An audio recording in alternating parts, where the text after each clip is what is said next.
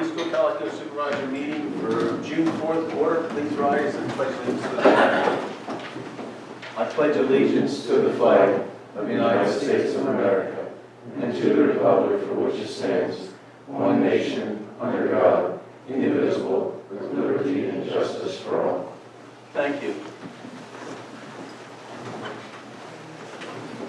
First, annually discussion of the emergency service responders. Each year, the township gives money to each of these different fire companies and ambulances, and we're a month late, and I apologize, but with COVID and everything going on, sorry. So what are those amounts for? Huh? The amounts? The amounts, the fire companies were each $35,000, ambulance was $30,000. And that reflects the increase that we put in there last year.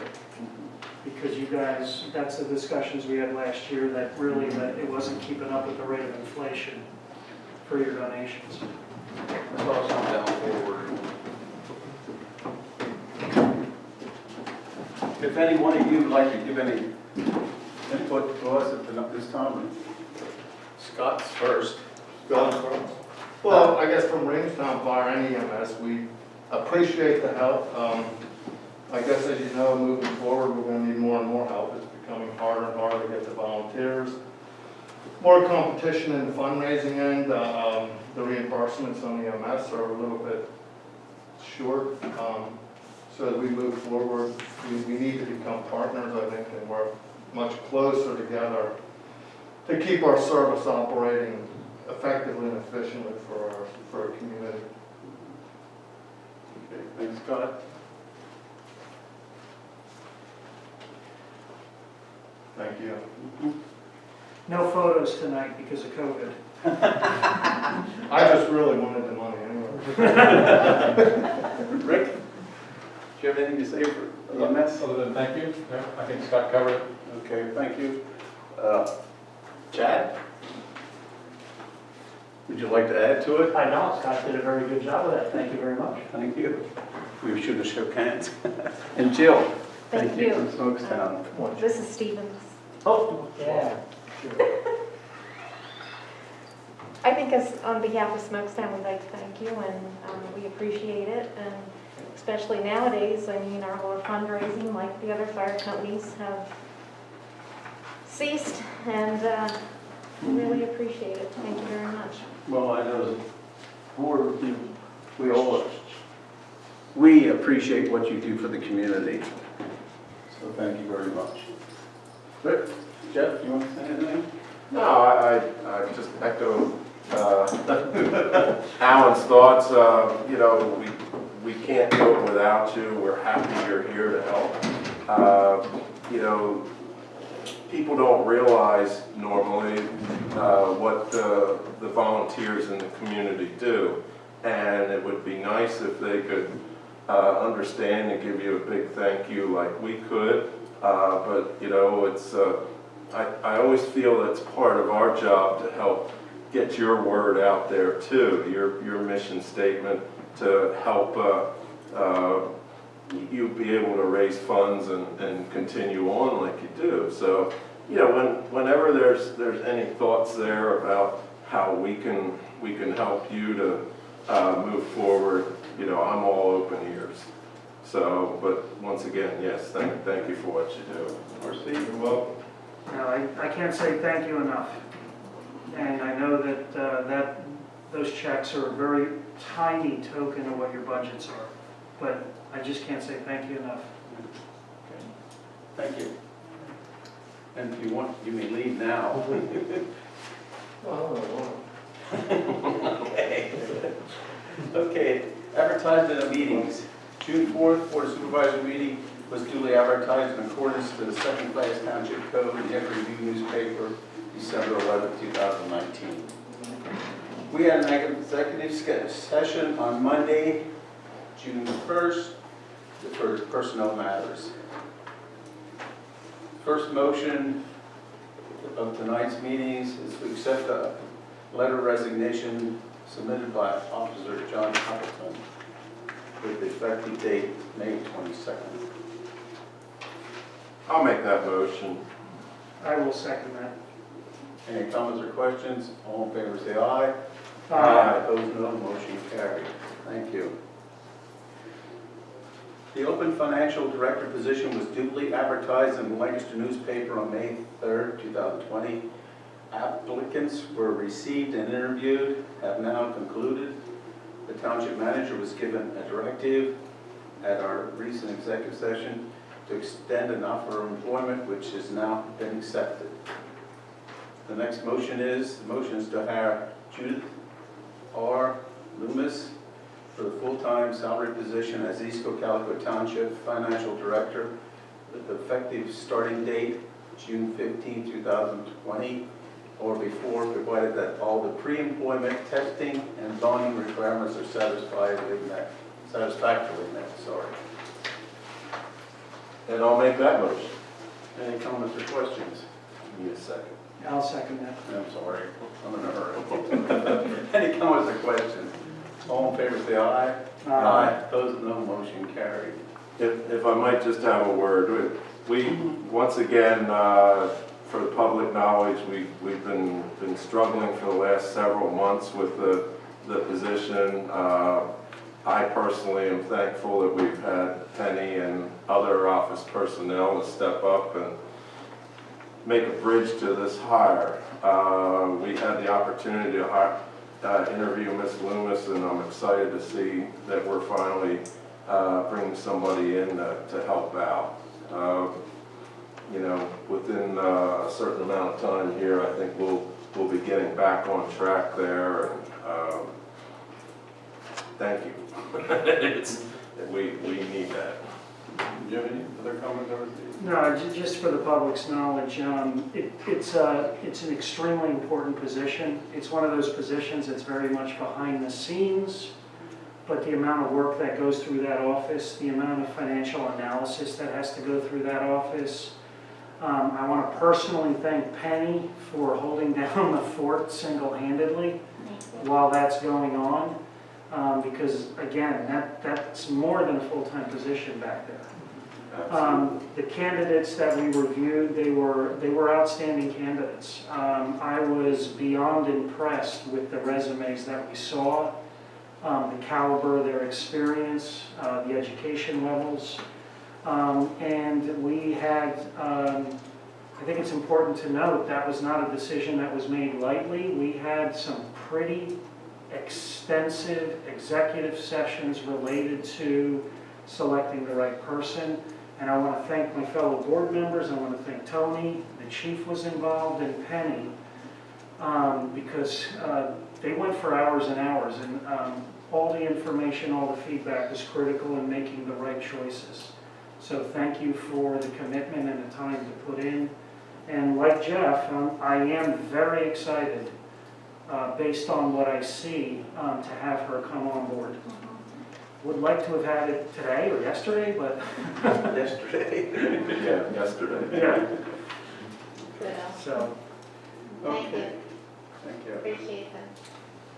Okay, there's a motion to partially rescind and withdraw the May 21st motion regarding the 2020 road projects, specifically for Project 3, which was inadvertently awarded to Enterprise Stone and Lime Company, who is not the lowest bid. I'll make that motion. And the motion is to approve Alan Myers as the lower. Well, that's That's the next one. Two Okay, separate yeah, motions. first things first. Okay. I'm moving for a I'll second that. Any comments or questions? All in favor, say aye. Aye. Aye. Opposed, no. Motion carried. Thank you. Excuse me. Mr. You can read the next one. Okay. And the motion now on the floor to approve Alan Myers as the lowest responsible qualified bidder for the 2020 paving project number 3 in the amount of $235,487.90. I'll second that motion. Any comments or questions? All in favor, say aye. Aye. Opposed, no. Motion carried. Land planning, let's move on to that. We try to keep it moving, but there is some meat to this discussion this evening. So First item is Carriage Hill Phase 3 and 4. That's the 35 single-family lots within the Carriage Hill development, which is the extension of the prior phases 1, 2A, and 2B. So projects served by public water and sewer. The applicant has worked with the township and the authority and has moved aspects of the project forward. They're on the verge of a clean letter from the authority after some reviews and authority CPM Smith comments. They also recently received a review from DEP relative to the NPDS permit submission, which was waiting from, I think it was November. So that was one of the critical stage items they were waiting for in order to get some more confirmation on how to address and resolve those items to move forward. The Planning Commission had substantial discussion on the project at their last meeting and recommended approval of various waivers and modifications related to the plan. There are some additional waivers they recommended withholding action on recommendations on until the DEP review was present and further discussion could occur. So, as I noted in the engineer's report, in addition to reviewing the waiver modifications noted as recommended by the Planning Commission, there's also some items towards the end of that section, the Carriage Hill section, that identify additional items which I think we should touch on tonight, which pertain to items such as private stormwater conveyance and management facility maintenance obligations, temporary construction access, the location of that and the duration it would be utilized, approaches and agreements to ensure adequate protection of existing township roadways, some clarification on the township street lighting and spacing policies in terms of newer trends that were implemented on some developments, and just trying to get confirmation on the township's preference on this development in particular. There's some grading questions and some landscape things that we would just highlight.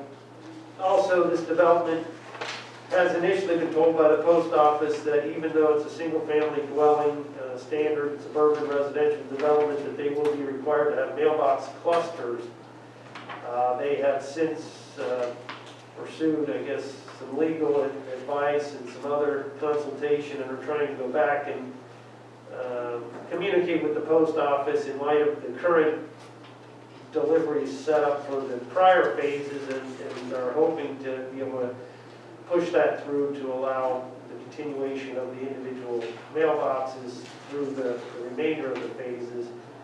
If unsuccessful, then this would be one of the first, just be a traditional single-family residential development that would have to have mailbox clusters. So, as you had some discussions on Heatherwoods, the mailbox clusters present some interesting decisions from the township perspective. In those cases, they were advised to keep the mailbox clusters outside of the township right away and clarify long-term maintenance of the structure and the pad. In the case of Heatherwoods, there was an association set up, so some of those matters were easily addressed. The development is also in karst geology, or at least a portion of it, and there are notes on the plan related to that. And there's another item. The existing development has a temporary cul-de-sac, and in order for the remainder of the development to be built, that temporary cul-de-sac will have to be removed and continue the roadway construction. That sometimes presents some interesting situations relative to maintaining, plowing the section of township roadway preceding that. And as we did in Heatherwoods, there was discussions between the township roadmaster at the time, township manager, and the developer to coordinate where plow trucks turn around and what opportunities they have, and will they be forced to back up, or is the developer accepting certain obligations to plow certain sections to alleviate those problems. So if there's not any other general background regarding the development, I'm glad to jump into the waivers. Todd Vaughn is here from Dave Miller Associates, who was present at the Planning Commission meeting, and would add any aspects from from the applicant's side as needed. I don't know, Todd, if you had anything to add at this point? I don't at this point. If there's anything I can help with to answer any questions, yeah, I can do. Brent, Yes. I was curious, what was the genesis of the mailbox clusters itself? Was that, I think because it was just unclear when I was reading that, I'm just curious. it's the new postal policy It's from the relative, post office, right? relative to Yeah. delivery. They don't want to be stopping at individual boxes and, It's an initiative, I think, from the state really looking to move that forward from the postmaster. Okay, state or federal. I don't know. Yeah, really. Your local postmaster is in favor of individual house delivery. Landmark is requesting, and there's a process you can go through to go through this. They need a letter from your local postmaster, and that's what they're waiting on right now to continue their request with the Harrisburg office, I believe. okay, so just for clarification then, this is something we're gonna probably see going forward. This is not just gonna be a unique situation. No, it doesn't sound like it's going away. Yeah. Okay, And it hasn't been strange to certain developments like a Wabash Landing, higher density, some townhouse, some apartments, you know, those type of developments, you've had them before.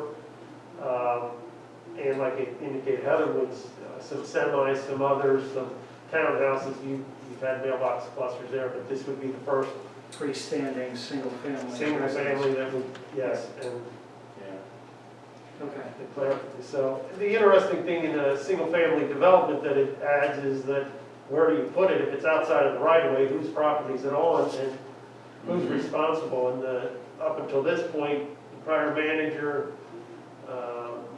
prior roadmaster and others were discussing that, you know, they don't want it in a situation where it's in the right-of-way, it gets plowed in, request to clear it, or it gets damaged, or whatever, it gets vandalized for some reason, and then the township's involved with that. That was the approach, so I think we're still looking to the board to provide any guidance that you may have. That's kind of an FYI on this development, because I think there's some level of confidence, maybe not, or... I haven't dealt with it at all, other than speaking with the local post office, and, you know, they were in favor, but I don't know what that means at the higher level. Landmark feels like, you know, they have a good shot at this. Otherwise, I think there is some implication to the plan. You know, where do you place that, like Brent said, to have that? Put it in an easement, who maintains it, and is it, you know, yeah, is it shared amongst all, or is it burdened upon one, or, those are things that will have to be decided, so. okay. And depending on how that ultimately is decided, I don't know whether it will or won't impact your decisions or thought process relative to maintenance of stormwater facilities, so. So that's kind of, yeah, if there's any other questions related to any of the things, otherwise we'll dive into these, and some of these are relatively simple, and some will require some additional background or discussion. The first one would be a motion to approve a waiver modification of section 194.9 of the and related section of the East Cocalico Township subdivision land development ordinance pertaining to plan processing requirements, and authorize the plan to be submitted and processed as a single plan submission, meeting all applicable requirements of both preliminary and final plans. And that is because the plan had prior layout, and the current design is very reflective of the prior one, so there's really no benefit to a two-stage process at this point. I'll make that motion. I'll second that. Any comments or questions? All in favor, say aye. Those no, motion carried. Thank you. Next, we motion to approve a waiver modification of section 194.14B3 of the East Cocalico Township subdivision land development ordinance pertaining to lot numbering, and authorize the use of the lot numbering consistent with the previously recorded final plans for the phases of the development. And it's not perfectly sequential, but it's maintaining consistency with the prior plan, and it was deemed during pre-application discussions and reviews that makes sense. I'll make that motion. I'll second that. Okay. Any comments or questions? All in favor, say aye. Those no, motion carried. Thank you. Next one is to approve a waiver modification of section 194.25J1 of the East Cocalico Township subdivision land development ordinance pertaining to widths of proposed roadways and associated right-of-ways, and authorize the use of reduced carways and right-of-way widths as outlined on the current plan.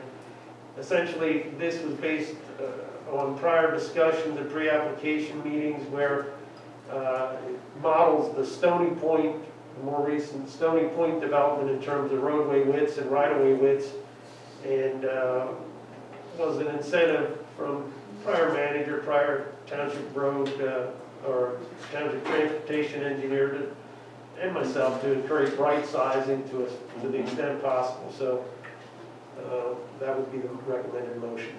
So as a point of reference, it would be similar to Stony Point. But for clarification purposes, it'll be a little narrower than what's there in the rest of the development. There are transitions as you enter certain sections, yes. Yes. Similar to Stony Point, where you transition from Whitetail and you transition from Summers, from East Cocalico Heights. Okay. I'll make that motion. I'll second. Any comments or questions? All in favor say aye. Aye. Opposed, no. Motion carried. Thank you. This next one's somewhat related to that, and that would be to approve a waiver modification of section 194.25I2 of the East Cocalico Township subdivision land development ordinance pertaining to carway alignment relative to the right-of-way, and authorize the use of roadway centerline locations and right-of-way relationships as outlined on the current plan. The way the curb line was aligned was to utilize existing inlets that were placed through these future phases, which we're now talking about. That conveyance system was installed to drain water from the developed section to the existing basin area, and therefore, in order to retain those structures and work around that infrastructure, there is some offsetting of things. So this again was reviewed as part of pre-application discussions, reviewed by the transportation engineer and myself, as being the appropriate way to correspond and deal with this matter. I'll make that motion. I'll second that. Any comments or questions? All in favor say aye. Aye. Opposed, no. Motion carried. Thank you. Next motion would be approval of waiver modification of section 194.33E1 of the East Cocalico Township subdivision land development ordinance pertaining to concrete curbing, to authorize the use of the concrete curb with a vertical depth of 18 feet consistent with the current PennDOT standard to move the township's 22-inch depth. That's a consistent waiver that we have been granting or recommending approval of until the ordinance is updated. Right. I'll make that motion. I'll second it. Any comments or questions? All in favor say aye. Opposed, no. Motion carried. Thank you. Next is to approve a waiver modification section 194.37A of the East Cocalico Township subdivision land development ordinance pertaining to concrete right-of-way monuments, and authorize a reduction in the number of concrete monuments to be installed and limit the monument locations to those outlined in the current plan. In light of, I said it before in other developments, in light of current survey technology and other reasons, it's not necessary to have a concrete monument 36-inch deep dug and placed at every bend in alignment on a right-of-way. Instead, there are appropriately and strategically located throughout the development to allow possible reestablishment of any property line. So it's an attempt to work with the developer, do what we feel is right size relative to monuments. I'll make that motion. I'll second that. Any comments or questions? All in favor say aye. Aye. Opposed, no. Motion carried. Thank you. Next would be approval waiver modification section 185.28A1A2 of the East Cocalico Township Stormwater Management Ordinance related to interior side slopes of stormwater basins, and authorize the slopes to be increased from 5 to 1 to 3 to 1. Maybe I should give some background here, and Todd can speak to it too. They're attempting to utilize the general area of the existing basin as it was planned several decades ago. And in light of current stormwater requirements, state NPDS permit requirements, they are having to get everything they can out of that area and try not to lose additional lots relative to the prior layout. So one of those mechanisms is going from a 5-to-1 side slope to 3-to-1. I will acknowledge that's not extremely unique. Heatherwood says 3-to-1, and a lot of the other basins have a 3-to-1, which is generally considered the maximum standard mowable side slope. So it's consistent with the other developments. It's consistent with other development. It's not, it would not be extremely unique. Okay. Okay. It's not harder to maintain. That's a relative statement. I don't, you know, you can mow a 5, in generally speaking, you can mow a 5-to-1 just as easy as you can mow a 3-to-1. Okay, I'll make that motion. I'll second it. Any other comments or questions? All in favor, say aye. Aye. Opposed, no. Motion carried. Thank you. And while we're talking about slopes and maintainable, it should be stated, and if you go out there today, Carriage Hill, there are steep slopes. The site is challenging from a standpoint of topography. A lot of the existing transition of topography occurs with the prior phase, but this next phase has significant transition from roadways from front to back. I think as much as probably 40 feet from the road to the back of a lot in certain cases in the basin, maybe even more.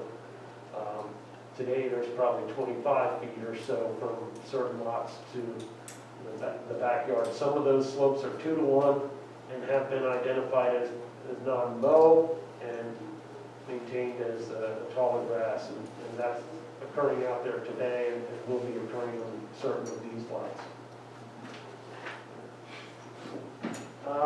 The next one is another means of maximizing the basin. I don't know if Todd wants to speak to it, but they're asking for authorization to increase the ponding depth from 6 foot to 9 foot based on using the definition of basin depth per the ordinance, which is from the bottom orifice on the outlet structure to, I think it's the top of the spillway, to the spillway.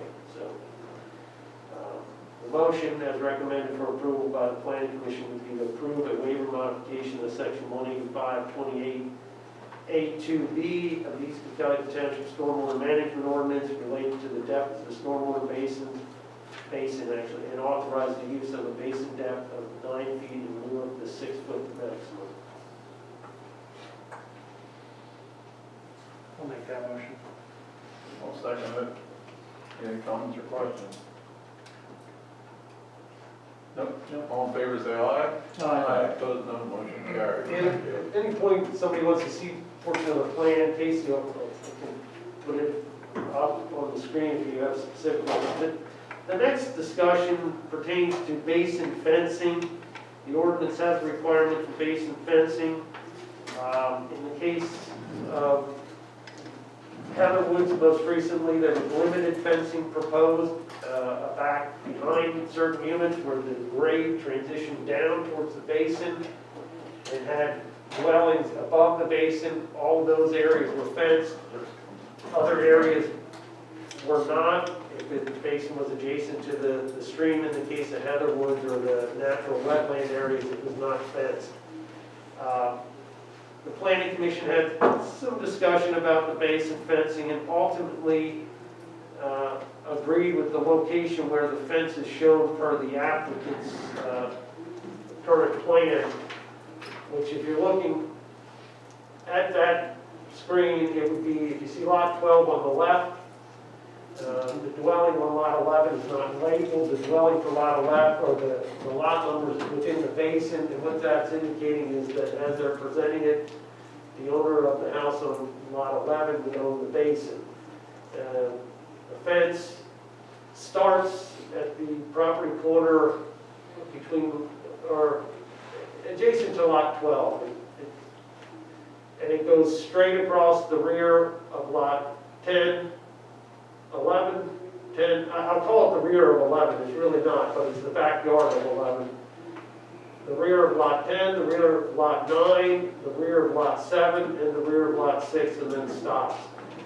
So if you're at lot 12, and you walk straight out the back and go straight through the rear property line, and then as you would be walking, turn left, or as we're looking right, there would not be a fence at that location.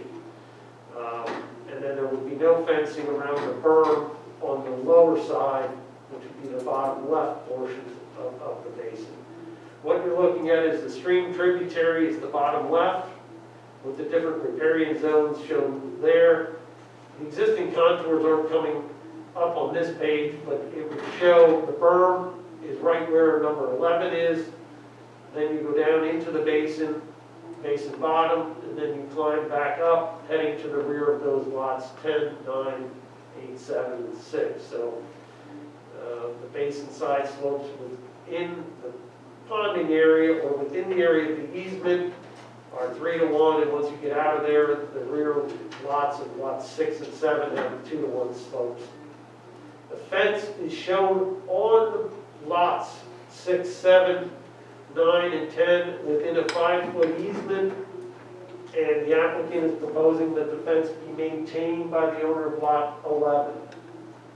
So, as the current proposal is, the owner of lot 11 is responsible for the basin, which would be the outlet structure, the discharge pipe, and any other under drains, plantings, etc., and in addition to the fencing. So, the Planning Commission had extensive discussion over that matter. Penny was present about, is that appropriate?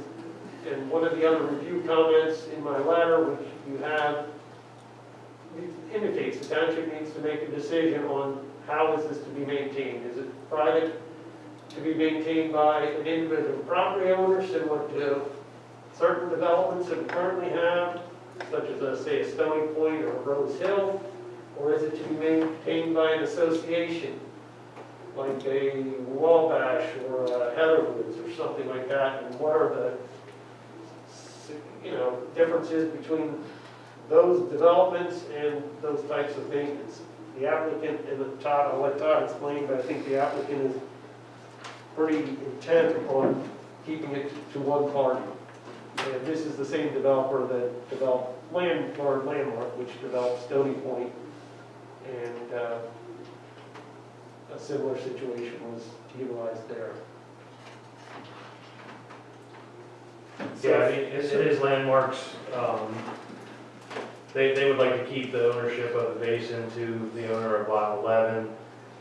If this was a fresh development, I think they have a different perspective on that if they could develop a homeowners association, but coming in to finish out the final 2 phases, they've noted that was their direction from the beginning.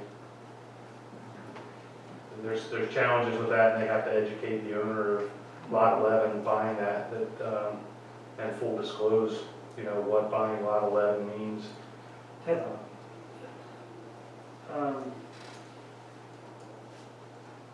You repeat that again, Brad, I'm sorry. The responsibility for the basin, the fencing structure, maintenance of the fencing, maintenance of the basin, the maintenance of the outflow or the inflows. Yeah, we can talk about in this case, for sure, the outlet structure, Okay. the riser, the discharge pipe, and the release point hand in there. The discharge pipe is shown there. It's labeled outlet structure, and Yeah. actually today, Right here. yep, Correct. today there is a structure there. They're redoing the structure, and then the discharge pipe goes directly to the left of there. It's a 30-inch RCP pipe that is also out there today, and that would be maintained as part of that. The inflow pipe is between lots 10 and 11. It straddles the property line, and the current plan notations and the request of the developer is that be shared responsibility between those 2 property owners. I believe that pipe's 36-inch or some. It's a large pipe. The Planning Commission did raise the potential with that pipe that it may be worthy for the township to consider, since it's connected to the roadway system and is the primary and only discharge to the basin, that the township may wish to consider accepting the maintenance of that section of pipe. That's not an engineering decision, that's a policy decision.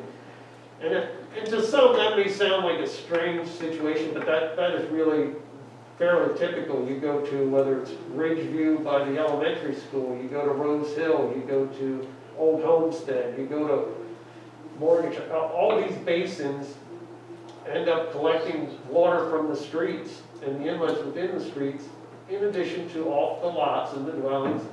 And then ultimately, the basins are towards the rear of the property, towards the rear of the lots, so there has to be some mechanism to convey the flow to those. And by the time you collect the roadways, those pipes, are of the larger size. But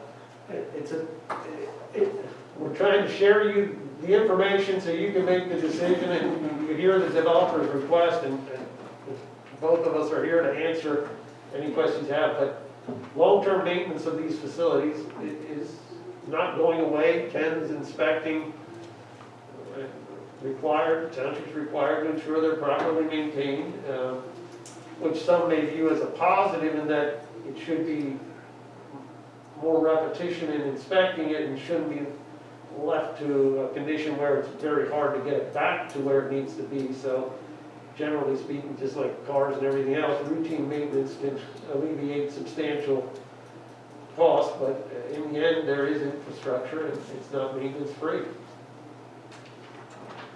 So, let me give you gentlemen some background. I'm sure you already know, phases 1 and 2 does not have a homeowners association, but the stormwater does from phases 1 and 2 empty into that basin. So now you could develop a homeowners association for lots 3 and 4 and make those homeowners responsible for this, but then you're going to have 30 people in 3 and 4 saying, well, I don't 1 and 2 have to pay. So you have the potential of 30 irate residents or 1. So that's why the planning commission decided, let's only have 1 instead of having a homeowners association. And planning commission and myself made it very clear that to the seller of this property, that they would have to ensure that it's fully disclosed about the maintenance. Not so much for the first buyer, but the second buyer, the third buyer, and the fourth buyer, because that's where translations get lost and things, get all the restrictions that are on deeds somehow disappear. So, and then if it never sells because there is so much maintenance, it would be the developer's responsibility. Planning Commission does want the conveyance pipe, the 36-inch, taken over by the township because it is such a large, expensive pipe. So they never have to be replaced, and plus it hooks up to the road system. So that's a little background. Penny, on that background, so planning commission is okay with, or their initial review is, it's okay with 1 lot maintaining that? Yeah, like I said, because they didn't feel it'd be fair for phases 3 and 4 to pay for 1 and 2. The owners, all the homeowners in phase 1 and 2, all of their stormwater comes into this basin as well. And so then you see where it's leading there. I will say the meeting was long. It was. I know there's a basin in Ridgeville where I live, and that's on a person's backyard, and they're responsible for that basin. They are. It's not as big as this one though. Here's my feedback from the initial review for Jeff and Alan, and from Brett. There's 7 homes that are adjacent to this basement, to this basin right now. The way I counted all the way down to lot number 5, there's 7 homes. So forgetting the rest of the development, you've got 7 homes that are adjacent to this basin, but you're assigning the sole responsibility of maintenance to 1 home. Knowing the cost associated over time and knowing the end of life of some of this infrastructure and understanding the potential accelerated aging of the infrastructure here and the cost that this is gonna be over time, I don't know how any homeowner is gonna agree to take on that burden or that responsibility. I hear you. So then it would remain the developer's responsibility. If they don't sell it, yes.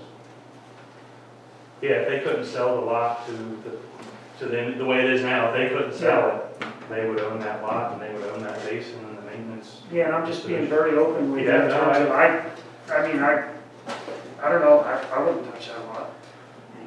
I don't disagree with you. Personally, I would not want to purchase something like that. Yeah, and to Penny's point, Penny makes a great point. We have this issue, and I'll say it out loud, in Quail Hollow. You know, we have a homeowner association in place. We have many residents who say, I didn't know we had a homeowner association, but they signed the contracts. Well, like I said, So- the only issue is, phases 1 and 2 do not have a homeowners association, but yet all their stormwater comes into this basin, and if you just develop a homeowners association for 3 and 4, those 3 and 4 are gonna be very angry with 1 and 2.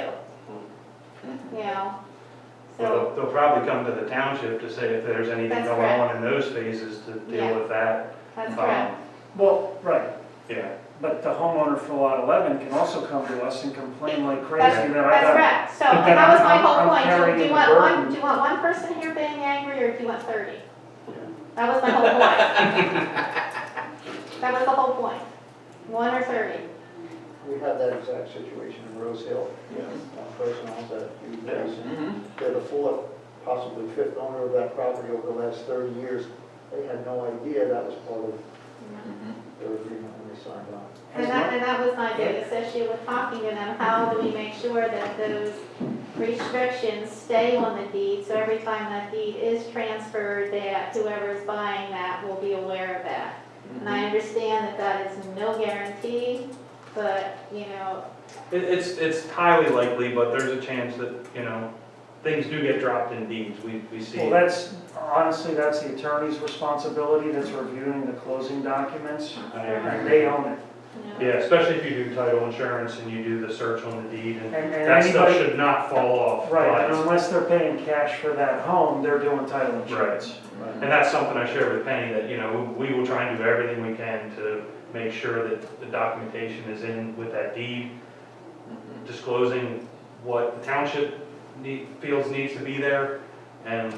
But once you create that deed and it moves out of your hands, we no longer have control. Now it's who's selling it, who's buying it, what attorney's involved, and what happens to the document from there. Did you break ground on Lot 11 yet? No, we haven't done They anything. can't do anything without plan approval and PDS permits and So- stuff. So why even break ground on Lot 11 for one unit? Why not just leave that as an access point? Well, there are other, if you want to get into other discussion items in the review, one of the concerns from the review letter states, one of the comments is, how do you get access to the basin for maintenance? And as the development proceeds, the basin is utilized as a sedimentation basin for the duration of construction until the majority, I'd say almost everything's stabilized. They'd be given authorization to convert the basin, meaning remove sediment and then install amended soils and the underdrain system and then vegetation and get it properly established. That process requires material to be removed and material to be hauled in. The topography is challenging, and so we had said, make sure you have a strategy for dealing with this. The developer's indication is that they thought they could access between the dwelling on 10 and the dwelling on 11 is a 30-foot easement. That's the double line shown there, and they felt that could work. There is a curb depression and reinforced sidewalk provided in that area. Our plan review letter indicated there may be a need to delay construction of one of the dwellings in order to allow convenient access or allow convenient maintenance. Keeping in mind, though, once you convert it and you're done and the dwelling is constructed, ultimately the only means of access to that area is that 30-foot easement. someone could argue if it's good enough for long-term maintenance and future, infrastructure work, why isn't it initially? But there is a lot of work involved in converting it, relatively speaking, in terms of getting the sediment out, getting the material, getting the stone for the underground, getting the pipe. So here's my next question. Tony, what's the side yard setback on that? Well, it depends on the development and what they have there, and without looking at a quick yeah. They'd be restricted to that easement. Yeah, they have So to be the- restricted to easement itself. The side yard setback would not be applicable, No. they'd be restricted to that easement. And- So what's the distance from the side of that home to the easement itself? 15 feet, they'd be, half of that is 15, so that total width is 30, so half of that is, No, I mean right here from the well, corner. they could construct on the edge of the easement. Yeah. Right, but what's the distance there? That's just graphical, they could construct, it could be 0. They can be right on it. Right, so the homeowner could construct something there that you don't even have access. Well, you'd have the 30-foot width, They still have. they'd have to respect the 30-foot width. Yeah, they still have to respect that 30-foot width, the double line that Frank was talking about. So if Which you I were on believe is the, 10 foot more than the requirement of the ordinance, right? 20 foot would be the minimum, we're providing 30. and some of that's based on depth and topography and what you're trying to get to. Yeah. If you have a surface swale and you're maintaining it, 20 foot is fine. If you're maintaining a pipe, a large diameter pipe at a certain depth, and you need to keep the dwelling back. There's also notation on there about those dwellings and foundation in the review, ensuring that those dwellings and the foundations are appropriate to handle surcharging from vehicles and loaded trucks going in and out. That additional thought has to be placed in that. And Casey and I encourage a discussion with Tony and the building code official as part of this plan review. Typically, the code official is not involved at this stage, and we sat together and discussed this concern, and they reviewed certain notation that they have asked be placed on the plan to try to alleviate problems with that. And I'd have to look at the notation as it was placed on the plan currently, but it indicates that the township may restrict construction on one of those dwellings until such time as. And then the developer's fine with that. He recognizes that lot 11 is probably going to be one of the last lots that sells there. So, Right, Yeah. and it's only one lot. right. I mean, Right, and so that should lessen the concern. The concern is real, and we hear that. We don't deny that concern from the building code. Grant, Tony, yeah, we because recognize that and want to do the right thing. So I when you agree. look at- When you look at the complexity versus when you do the cost analysis and looking at the complexity and then liability exposure versus just possibly not building one lot. This is not the only lot that would probably be restricted till the very end. There's another lot with our temporary access to not have vehicles through the development that the developer is also willing to hold off until the township is satisfied that, the construction traffic is very limited and they could eliminate that temporary access. So there's probably going to be 2 lots that they're not going to be building on until the very end. Tony, I see a lot of similarities here to that Rose Hill Basin. The biggest difference is the Rose Hill Basin has access off the road right to it that they can get to. And this is just a complicated step higher. It's going to be a challenge, but a 30-foot wide easement would allow some access. And just in the last meeting, we talked about that stormwater issue, maintaining the swale. The homeowner wasn't maintaining it right, the list of homeowners. And, man, this can be a nightmare throwing it all on one person. I don't like that idea much at all.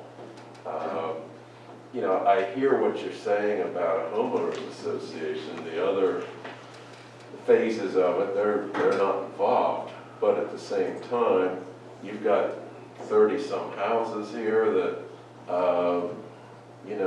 they are involved. And to spread the maintenance of this out over that many people, I think it takes the burden off of one homeowner. So, I'm just throwing it out there. Maybe the homeowners association is the way to go here, just because I don't see one person being able to really handle this maintenance issue. This is not just a one-time deal, just putting the amended soil in. Brent, just as a, a roadmap through the future of this, every so many years, there will be some serious attention needed to this, wouldn't there? Or? There can be. You'd have to clean sediment out of the inflows, you'd have to ensure the underdrain is operational, you'd have to remove invasives from the bottom, check your spillway, make sure the outlet structure is structurally correct, and And then where do you see after that's all done, the next date of serious attention needed? At some 5 point. years later, or not? No, I would say longer than that, but at some point, yeah, there could be sediment that needs to be removed, or, you can have a biomass of cattails that need to be harvested and You could pulled have out. settlement, you could have settlement at 36-inch height, you could have undermining, something could You happen. could have a lot of stuff with serious costs.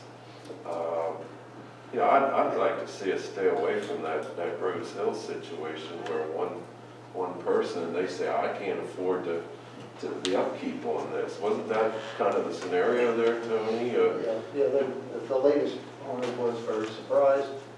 They relocated from New Jersey, this is their dream home, and then they realized that they've got this maintenance situation for a big facility. So yeah, it can be. And they were looking to us to help foot the bill for the updates and everything else there, weren't they? Correct, they were asking for some sort of. So, I see this scenario playing out here as well. See, in the way the stormwater is right now with the discharge downstream, those other developments, really, the way I look at it, Penny, I hear what you're saying and I agree, but the problem is those other phases are directly tied because they're outflowing to this basin. They are all tied together. Yeah. Maybe the thing to do is, at this point, it's not the only outstanding item. There are other waivers that have not been moved forward to you. It sounds like additional time to consider Process it. that. Yeah, this is kind of a tangent from the modification, I believe. We were talking about fencing on the Yeah, basin. so it all gets related in some ways, but I think this highlights a big issue that needs to be satisfied because it impacts other things. And while we're not sure, it could have some association with what happens to the cluster mailboxes depending on where they go and how they're maintained, but that may not be the case. But since there are other waivers that have not been referred to you yet, you could just say for the evening that this is something you want to give further consideration to, and the developer could also come back at a future meeting to further express their direct intent, and you could have further thought on other basins and consult with them. So I think we're all aware there's maintenance obligations there, and it's a decision you have to make, and it takes some thought. So Yes. the waiver that we were headed toward was related to fencing, and maybe the way we deal with it tonight is to discuss if you're satisfied with the limits of fencing. Maybe you're not. If you are, the planning commission made a recommendation that, I'll read it, was to approve a waiver modification of the requirements of section 185, 2888 of the Cocalico Township Stormwater Management Ordinance related to basin fencing around the basin with side slopes greater than 5 to 1 when the basin depth is 5 feet deep during the 100-year storm event, and authorize the applicant to provide fencing around a portion of the basin, conditioned upon the fencing being 4-foot-high, 3-rail split rail fencing with coated wire. I had a note there about maintenance and assigning maintenance responsibilities, and maybe you just want to steer away from assigning maintenance responsibilities until The rest of it's. you determine the other aspect. But, so then the motion would more or less pertain to where does the fence start and stop, and are you satisfied with a basin that's not completely fenced? Brett, let me ask you that question. Let me ask you this question then. Depending on what happens with lot 11, it should not affect the fencing design. correct? Uh, Because then if we're voting on, if we're looking at this motion now based on the fencing, Now, if the question is, would maintenance responsibility of the fencing change its location? I don't think that it would. I think the fencing location is generally depicted in a location where it's at the kind of the top of the easement area and surrounds the easement. Yeah, maybe we could just limit the motion to the location and The height and the. and the limit of fencing. Yeah, the height. And the height and like split rail and leave the maintenance there you go. out of it. Right, I think that's the appropriate thing. Steer away from the maintenance and come back. Yeah, so the biggest issue is the location and that it may not be completely fenced. I think that the different views on that, some may say additional fencing is appropriate, others could say that, well, if somebody wants fencing, they can install it on their own. Yeah, so we showed the limit against the residential portion that we were creating. The other side we did not because it's against a tributary that has a floodplain and so that's why we didn't show it over there. We recognize it could go either way on that debate. I think Brent and I had a little discussion on that. It was kind of tough to decide which way to go. Our plan shows a 2-rail fence. The planning commission recommends 3-rail. We have no objection to that. If you want a 3-rail, we'll change our detail to show the 3-rail. I think our height and our wire and everything else is there. It's just the split rail. 3 rails is what's provided at the Heatherwoods was an example, so. So we're fine with that if that becomes the motion. Okay. That was just what I was gonna ask Brent. It's real consistent with what went on in Heatherwoods there. Right, in terms of, yep, the material and height, the fencing type is exactly the same. Yeah, but I don't want somebody to see that somebody could walk from lot 12 and go to the rear yard and walk and go towards the top of the berm and then go in the basin, same lot 5, go back to that fine corner and walk down in the basin, so. But there's a case, I don't know what your opinions are, if you're satisfied with that location as the planning commission was, then that's the motion. Right. Lot 5 could provide fencing on their own if they had a concern for themselves, and same with lot 12 could provide fencing, so. And that's reasonable. You decide what your level of satisfaction is in fencing. Yeah, then I'm fine with making that motion. As it's written here with that. Well, with change it to 3-rail, what's To what? 3-rail. Yeah, that's the way that was. Yeah, that's the way. That's the way it's written. Yeah, it's written Do that you way. want to read it one more time, Rick? Is that a question? I can. To approve a waiver modification of the requirements of section 185-28A8 of the East Cocalico Township Stormwater Management Ordinance related to basin fencing around basins with slopes greater than 5 to 1 when the basin depth is 5 feet deep during a 100-year storm. And authorize the applicant to provide fencing around a portion of the basin conditioned upon the fencing being 4 foot high, 3-rail split rail fencing with coated wire. And I'll make that motion. I'll second it. Any comments or questions? All in favor, say aye. Aye. Opposed, no. Motion carries. Thank you. Thank you. Got through that one. Now to touch on one or two of the other items, this is kind of just giving you an overview of what the key items are that remain, and you can give some thought to these. And I guess trying to keep the meeting progressing here and limiting the time utilized. The temporary construction access is an issue, as you're well aware, with Heatherwoods and what happens to a roadway and construction traffic has to utilize it. And in the case of Heatherwoods, there was 0 options in terms of getting traffic there, so we limited it to one section and worked with the developer to share costs on any impacts. In this case, it's a similar situation, and our review has indicated that there needs to be some type of agreement between the township and the applicant, clarifying how do we work this. Their initial note, they agreed to provide an access off of Ridge Avenue. And in case you zoom in there, come really where we'll call it as the locals would say where the boats were stored and the block building existed. What sheet number is that? Yeah, let me look. And then